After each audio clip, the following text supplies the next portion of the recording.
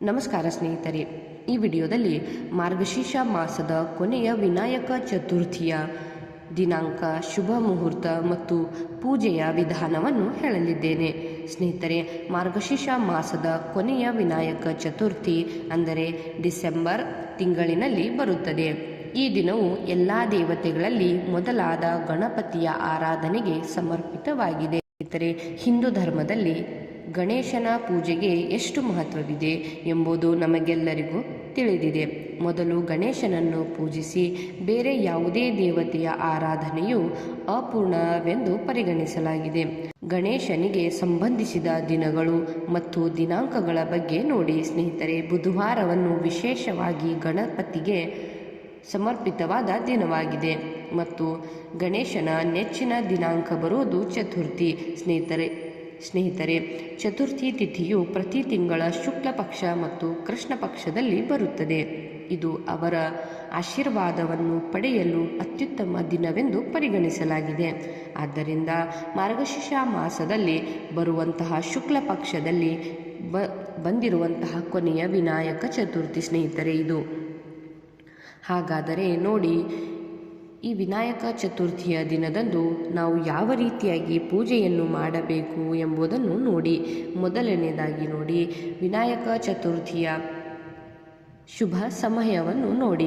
ಸ್ನೇಹಿತರೆ, ವಿನಾಯಕ ಚತುರ್ಥಿ ಬಂದಿರುವುದು 16ನೇ ಡಿಸೆಂಬರ್ ಅಂದರೆ ಶನಿವಾರದಂದು. ಚತುರ್ಥಿ ತಿಥಿ ಪ್ರಾರಂಭವಾಗುವುದು 16ನೇ ಡಿಸೆಂಬರ್ ಶನಿವಾರ ಬೆಳಗ್ಗೆ 10:30ರಿಂದ ಪ್ರಾರಂಭವಾಗಲಿದೆ.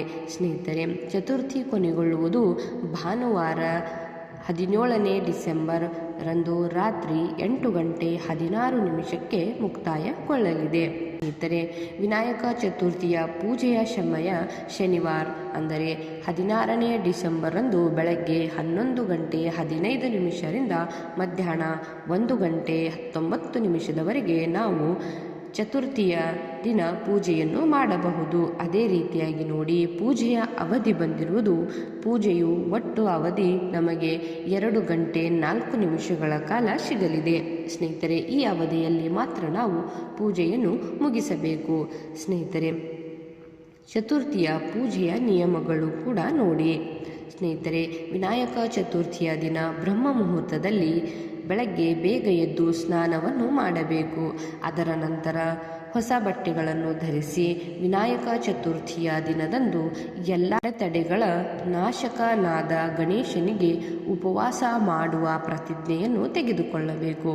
ಇದರ ನಂತರ ಒಂದು ಕಂಬದ ಮೇಲೆ ಕೆಂಪು ಅಥವಾ ಹಳದಿ ಬಟ್ಟೆಯನ್ನು ಹರಡಿಸಿ ಅದರ ಮೇಲೆ ಗಣೇಶನ ವಿಗ್ರಹವನ್ನು ಪ್ರತಿಷ್ಠಾಪಿಸಬೇಕು ಮತ್ತು ಗಜಾನನ ವಿಗ್ರಹವನ್ನು ಪ್ರತಿಷ್ಠಾಪಿಸಿದ ನಂತರ ಕುಂಕುಮ, ಅಕ್ಷತೆ, ದುರ್ವ, ಒಣ ಹಣ್ಣುಗಳು, ಸಿಹಿ ತಿಂಡಿಗಳು, ಎಲ್ಲ ಪೂಜಾ ಸಾಮಗ್ರಿಗಳನ್ನು ತೆಗೆದುಕೊಂಡು ಪೂಜೆಯನ್ನು ನಾವು ಪ್ರಾರಂಭಿಸಬೇಕು. ಸ್ನೇಹಿತರೆ, ಪೂಜಾ ಸಾಮಗ್ರಿಗಳನ್ನು ಅರ್ಪಿಸಿದ ನಂತರ ಗಣಪತಿ ಮಹಾರಾಜನಿಗೆ ಧೂಪದ್ರವ್ಯಗಳು ಅರ್ಪಿಸಿ ಪೂಜೆಯನ್ನು ಪ್ರಾರಂಭಿಸಬೇಕು.